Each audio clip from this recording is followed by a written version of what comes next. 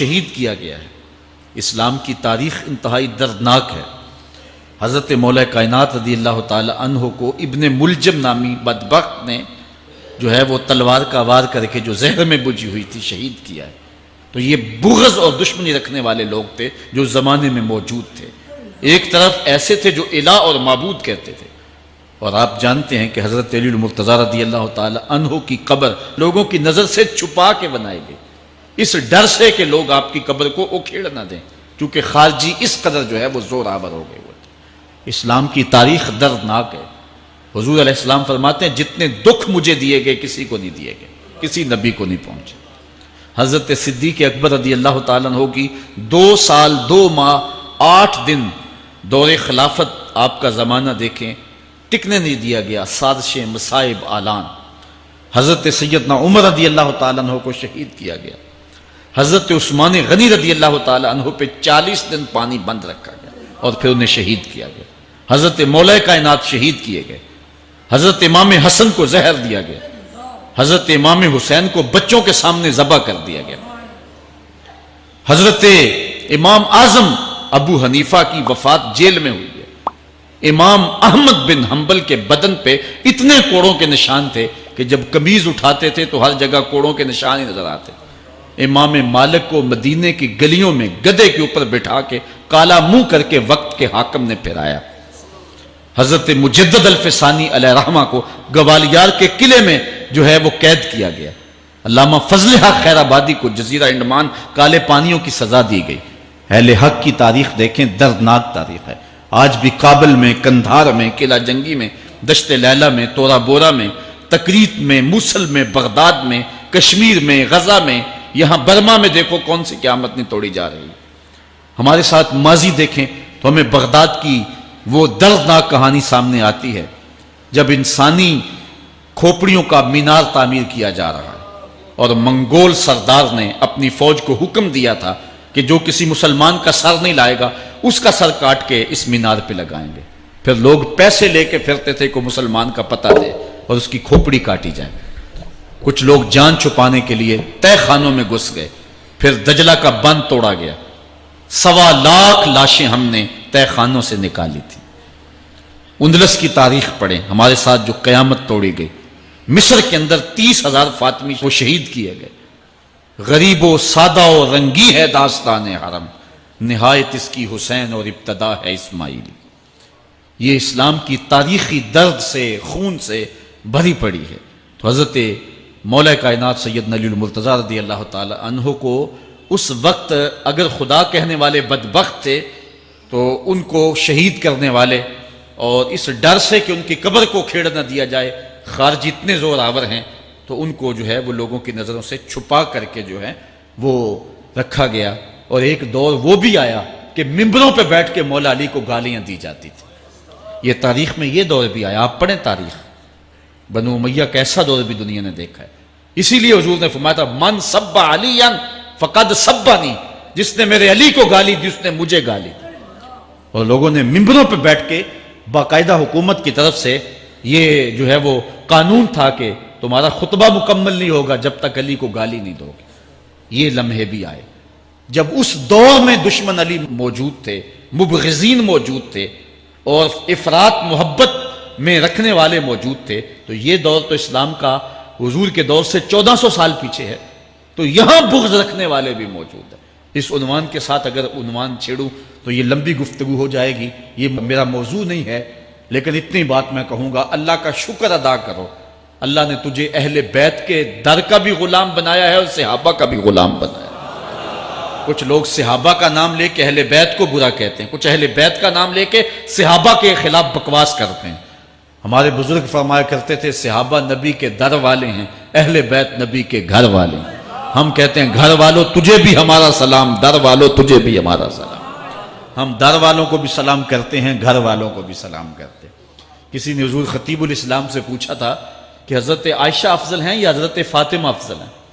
پوچھنے والے نے تو صاحبزادہ سعد کو پھنسانا چاہا تھا، لیکن جن کے عقیدے صاف ہیں وہ پھنستے نہیں ہیں، ان کے عقیدے واضح ہوتے ہیں۔ تو حضرت صاحبزادہ نے فرمایا کہ میاں اگر دیکھو بیٹی ہونے کی حیثیت سے تو فاطمہ بیٹی ہے نبی کی اور عائشہ بیٹی ہے ابو بکر کی۔ ابو بکر کی بیٹی نبی کی بیٹی سے افضل تو نہیں ہو سکتی. اور اگر دیکھو بیوی ہونے کی حیثیت سے، فاطمہ بیوی ہے علی کی اور عائشہ بیوی ہے نبی کی. علی کی بیوی نبی کی بیوی سے افضل تو نہیں ہو سکتی. تو یہ اپنے عقیدے کو واضح کر دیا. اللہ آپ کو سلامت رکھے اور حق کی راہوں کا مسافر رکھے. آج کا عنوان ہے حضرت مولا کائنات کے اقوال حکمت، ان کی زندگی کا نچوڑ. اللہ نے بصیرت کا جو نور اور جو ہے وہ دانش اور فہم و ادراک کے جو اجالے مولا کائنات کو دیے تھے وہ انہی کا مقصود ہے. ایک ایک بات سے نور نکلتا ہے. اور اللہ قرآن میں فرماتا ہے جس کو حکمت عطا کر دی گئی اس کو خیر کثیر عطا کر دیا گیا. حکمت وہ اس بات کو کہتے ہیں کہ جس کو لوگ نقل کریں اور جس سے فائدہ حاصل ہو. حضرت مولا کائنات کی باتوں کو لوگوں نے لکھا، یاد کیا اور آگے منتقل کیا. آج سارا دن اور گزشتہ شب حضرت مولا کائنات کے بہت سارے فرامین کو پڑھا ہے، سینکڑوں کے اعتبار سے مختلف کتب سے کھنگالا ہے. اور جس طرح وہ ایک مکھی شہد نچوڑتی ہے، کہ ایک ایک پھول پہ بیٹھ کر کے رس تیار کرتی ہے، ایک شہد آپ کے لیے تیار کیا ہے. اور آج کی مجلس میں آپ کی نظر کرنا چاہ رہا ہوں. اور دیکھیے کہ مولا کائنات حکمت کے کیسے دروازے ہیں.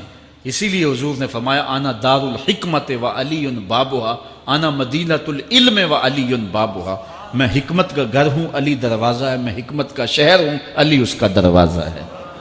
تو شریف لوگ شہر میں دروازے کے راستے ہی جایا کرتے ہیں. دیواریں پھلانگ کر کے جانا شریف لوگوں کا شیوا نہیں ہوتا ہے. علم کی خیرات لینی ہے تو مولا علی کی دہلیز پہ آنا ہوگا. حضرت مولا کائنات فرماتے ہیں میں نے اپنے ارادوں کی شکست سے اپنے رب کو پہچانا ہے. جو میں منصوبہ بندی کرتا ہوں نتیجہ یہ نکلے گا، میرا خیال ہوتا ہے یہ ہوگا، لیکن ایسا نہیں ہوتا. ہوتا وہ ہے جو رب کو منظور ہوتا. اس لیے میں اپنے ارادوں کی شکست سے اپنے رب کو پہچانا ہے. حضرت مولا کائنات زندگی گزارنے کا ڈھب، اسلوب اور طریقہ بتا رہے ہیں. سنو، فرماتے ہیں خالط الناس مخالطتاً ان متتم معہا بقو وان عشتم ہنو الیکم. لوگوں کے ساتھ ایسی زندگی گزارو کہ اگر تم مر جاؤ تو لوگ روئیں کہ کوئی قیمتی متاع کھو گئی، اور اگر تم زندہ رہو تو لوگ تمہاری صحبت کے مشتاق رہیں، تمہاری مجلس میں بیٹھنے اور تمہارے پاس آنے کی آرزو اپنے سینے میں رہے. مرو تو زمانہ تڑپے، تمہاری موت پہ لوگوں کے سینے میں دل دہل جائے، اور جیو تو لوگ تمہاری خدمت میں حاضر ہونا اپنے لیے ایک سعادت مندی سمجھے. مولا کائنات رضی اللہ تعالی عنہ دشمن پر طاقت پانے والے کے لیے ایک نصیحت کرتے ہیں. فرماتے ہیں اذا قدرت علی عدوک فاجعل العفو عنہ شکرا للقدرت علیہ.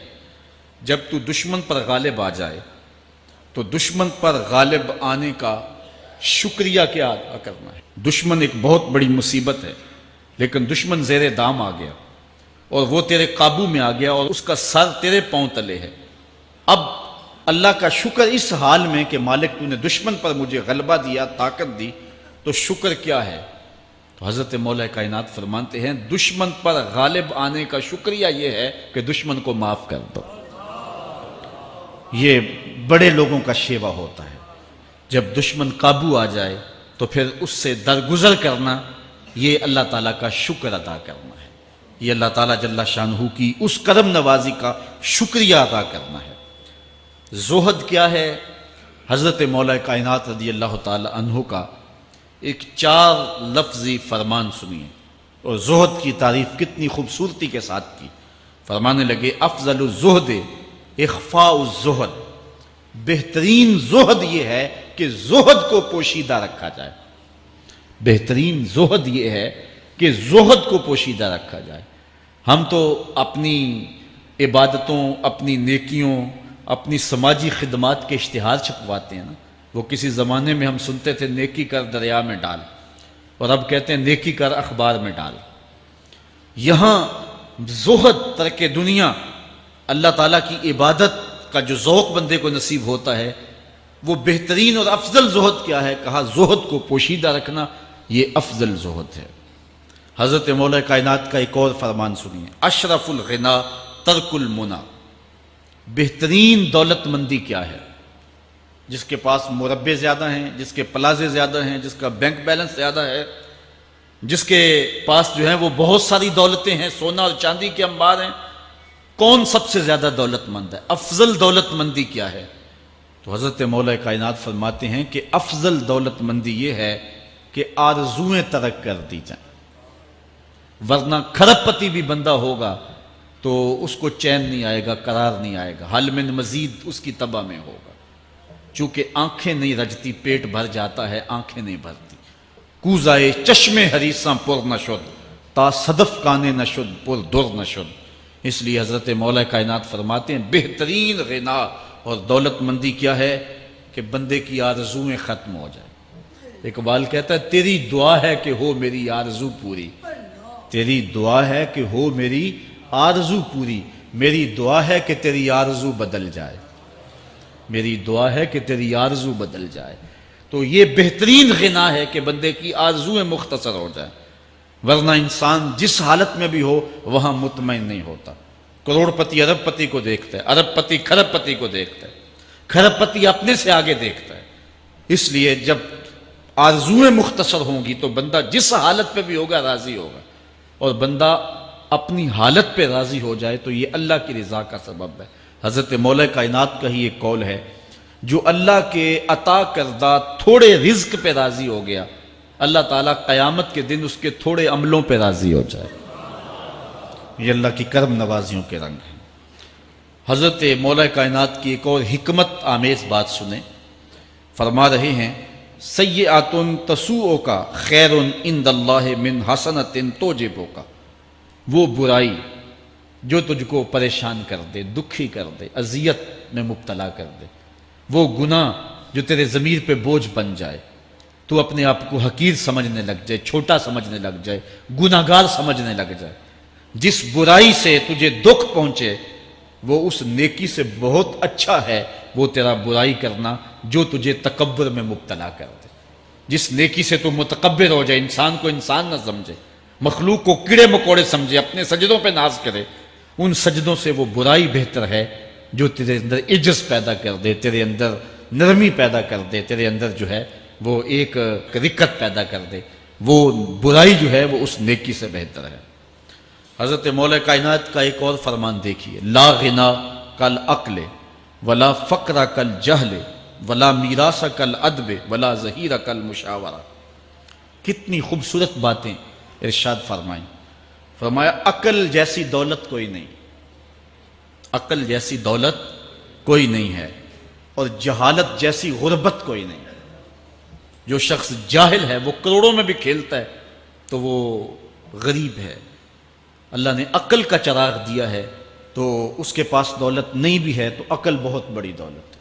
تیسری بات، ولا میراث کل ادب، اور ادب جیسی وراثت کوئی نہیں۔ ایک بندے کو ادب کی دولت مل گئی تو اس کو سب کچھ مل گیا۔ آج جس دور میں ہم جی رہے ہیں اس دور میں ہم سے ادب چھینا جا رہا ہے، بڑی باریک سازشیں ہو رہی ہیں، آنکھوں سے حیا نکالا جا رہا ہے، بوڑھوں کا، بزرگوں کا۔ یہ ماہ رمضان کا کتنا حیا ہوا کرتا تھا، اگر کوئی بدقسمتی سے روزہ نہیں رکھتا تھا تو وہ سامنے کبھی کھاتا ہی نہیں تھا، اسے رمضان کا حیا مارتا تھا۔ لیکن آج لوگ کھلے بندوں نہیں کھا رہے، حیا ہی اڑ گیا آنکھوں سے۔ اس طرح اہل بیت کا حیا آنکھوں سے نکل گیا، اصحاب رسول کا حیا آنکھوں سے نکل گیا، نبی کا حیا لوگوں کی آنکھوں میں نہیں رہا۔ بے ادبی کو فروغ ہے، اور نبی کے بارے میں ایسی ڈٹائی سے بات کرتے ہیں جس طرح عام آدمی ہو گئے۔ یہ بے حیائی کا اور بے ادبی کا دور ہے، جبکہ ادب ایک بہترین وراثت ہے۔ اگر آپ مجھے پوچھیں کہ دین کیا ہے، ایک تو ہے کہ 3 گھنٹے کا واز کیا جائے کہ دین یہ ہے، اور ایک ہے کہ 2 لفظوں کے اندر بتایا جائے دین کیا ہے۔ تو اگر 2 لفظوں میں بتانا چاہوں تو اقبال کا لہجہ ادھار لینا پڑے گا۔ اقبال کہتا ہے دین سراپا سوختن اندر طلب، انتہائش عشق آغازش ادب۔ طلب محبوب میں تڑپنے کا نام دین ہے، ادب سے شروع ہوتا ہے عشق پہ ختم ہو جاتا ہے۔ جس دین میں ادب نہیں ہے وہ دین نہیں، چاہے صحابہ کا ادب نہیں، چاہے اہل بیت کا ادب نہیں، چاہے انبیاء کی ذوات کا ادب نہیں، چاہے والدین کا ادب نہیں، دین نام ہی ادب کا ہے۔ تو یہ دولت اس وقت چھینی جا رہی ہے۔ اور بڑی تیزی کے ساتھ قوم کے اندر بے ادبی کو فروغ دیا جا رہا ہے۔ نئی نسل کی حفاظت کریں، اپنی اولاد کو محفوظ کر لیں، ان کے عقیدوں کی صحت کا التزام کریں، کہیں ایسا نہ ہو کہ ان کی زبان لمبی ہو جائے اور ولیوں پر، نبیوں پر اور حضور علیہ الصلاۃ والسلام کے اصحاب پر اور حضور کی آل پر وہ زبانیں تان کھولیں، اور جس کو جو ہے وہ استنجے کا بھی پتہ نہیں ہے، وہ انبیاء کے علم پہ گفتگو کر رہا ہے۔ شرم نہیں آتی کس کا علم تول رہے ہو، کس کی ذات کو ناپ رہے ہو؟ ڈٹھے ورق قرآن دے پھول سارے، تیری شان جیا نہیں کوئی ہو ڈٹھا، تیری شان دا کرے مقابلہ جیڑا انہوں عاشقاں اصلی چور ڈٹھا۔ کوئی نور آکھے کوئی بشر آکھے، پیندہ رات دینے اے ہو شور ڈٹھا، اللہ والیاں گل مکا دیتی تساں ہور ڈٹھا اساں ہور ڈٹھا۔ تم نے پتہ نہیں کس کو دیکھا ہے جو سکی بیٹی کو بھی نہیں بخشوا سکتا، گلا پھاڑ پھاڑ کے کہا جاتا ہے نبی سکی بیٹی کو نہیں بخشوا سکتا۔ اور میاں تم بخشوانے کی بات کرتے ہو، نبی تو کہہ رہا ہے فاطمہ تو جنتی عورتوں کی سردار، وہ تو جنتیں بانٹ رہے ہیں، وہ تو جنتیں وراثت میں دے رہے ہیں۔ تو ادب پہلا کرینہ ہے محبت کے کرینوں میں، اس لیے کہا کہ ادب جیسی میراث کوئی نہیں، ولا ظہیرہ کل مشاورہ، اور مشورے جیسا مددگار کوئی نہیں۔ آپ کے پاس بڑے اسلحے ہیں، بڑی تلواریں ہیں، بڑے تعلقات ہیں لوگوں کے ساتھ، لیکن اچھا مشورہ یہ سب سے اچھا مددگار ہے آپ کا۔ حضرت مولا کائنات کا ایک اور قول سنیے، نفس المرء خطاہ الی اجلہ، آپ فرماتے ہیں کہ آدمی کی یہ جو سانسیں نکل رہی ہیں یہ موت کی طرف اٹھتے ہوئے قدم ہیں۔ دوسری سانس تب آتی ہے جب پہلی ختم ہو جاتی، تو پہلی سانس کی موت، دوسری سانس کی زندگی ہے۔ وہ کیا کسی نے کہا زندگی نام ہے مر مر کے جیے جانے کا، یہ ایک بار ہم ایک سانس کو کاٹتے ہیں تو دوسری سانس آتی، جب تک پہلی سانس موجود ہے دوسری نہیں آئے گی۔ تو حضرت مولا کائنات فرماتے ہیں یہ موت کی طرف اٹھتے ہوئے قدم ہے۔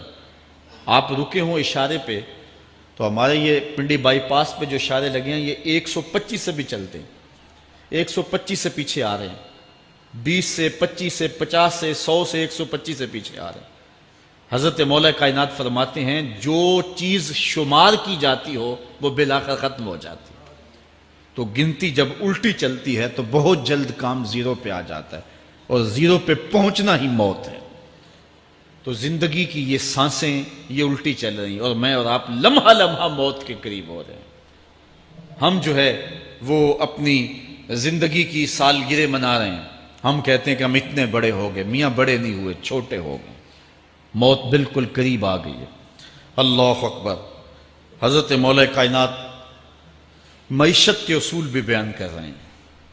ما اعلی من اقتصد، جو میانہ روی سے چلتا ہے کبھی بھی کنگال نہیں ہوتا۔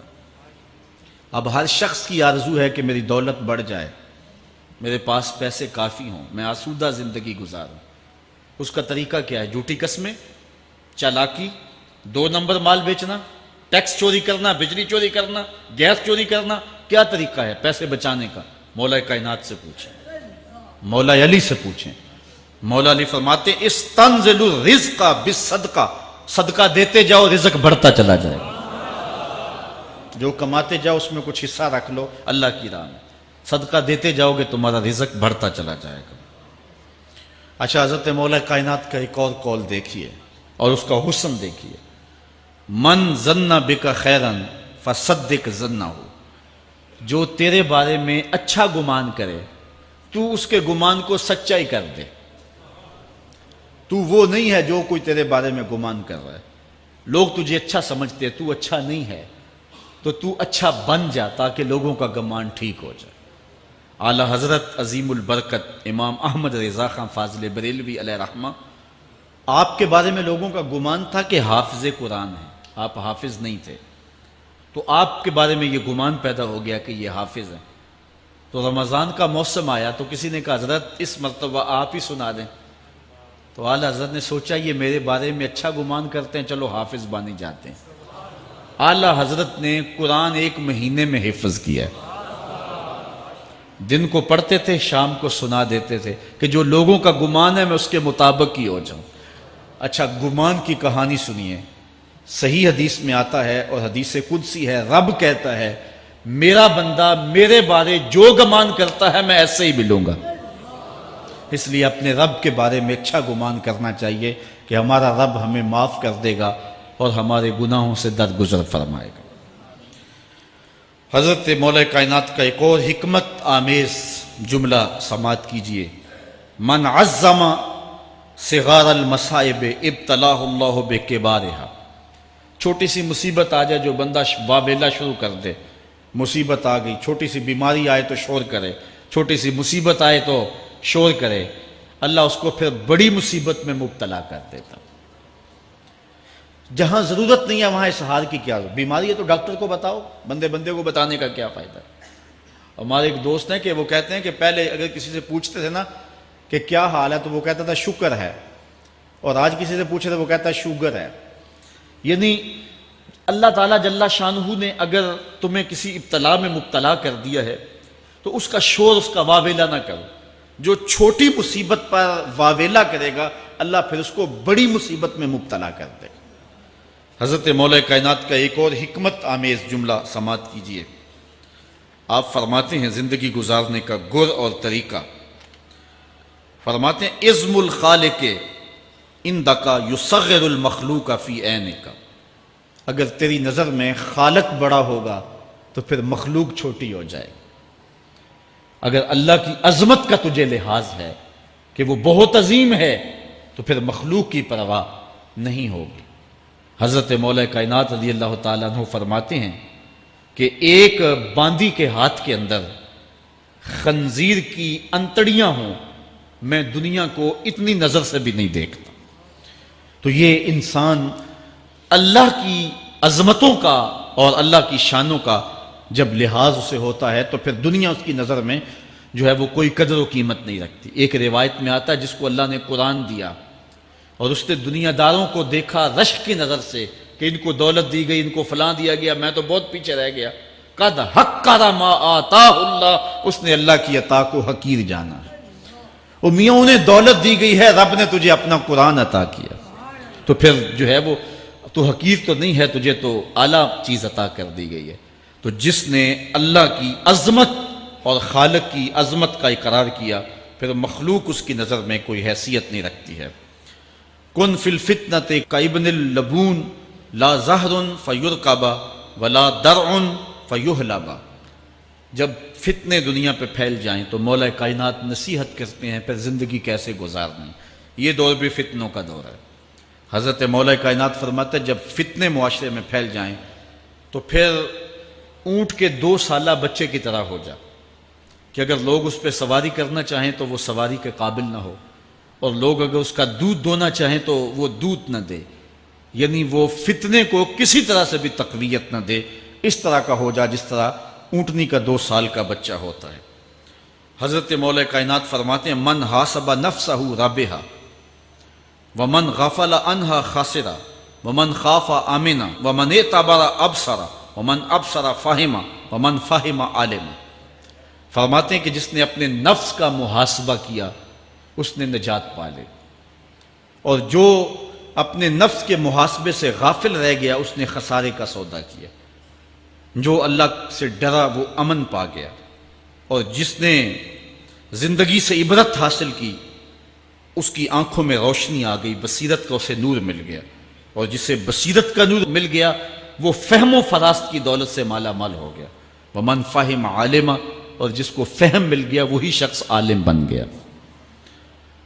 مختلف سیغے یاد کرنے سے عالم نہیں بنتا، فہم و فراست کا نور اگر مل جائے تو یہ ہے علم کا جمال، آخرت کی فکر رکھنے والا عالم ہے۔ بلکہ مولا کائنات فرماتے ہیں العلم علمان مطبوع و مسموع، علم 2 علم ہے، ایک وہ ہے جو من میں راسخ ہو اور ایک وہ ہے جو کانوں تک رہتا ہو۔ فرماتے ہیں ولا ينفع المسموع اذا لم يكن المتبوع، جو سنا ہوا علم نفع نہیں دیتا جب تک وہ من میں اتر نہ جائے اور باطن کے اندر روشنی نہ کر دے۔ حضرت مولا کائنات کی ایک اور نصیحت ذرا غور سے سنیے، فرمایا تمہارے سامنے نیکوکار اور بدکار برابر نہ ہو، کہ نیک بھی جو ہے وہ اسی انداز میں ہو اور برا بھی، اس کا سلوک بھی تمہارا ایک جیسا ہی ہو۔ ایسا کرنے سے نیکوں کی ہمت پست ہو جائے گی اور خطاکار اور بھی شوخ ہو جائیں گے۔ ہر آدمی کو وہ مقام دینا چاہیے جس کا وہ اپنے عمل کے اعتبار سے مستحق ہے۔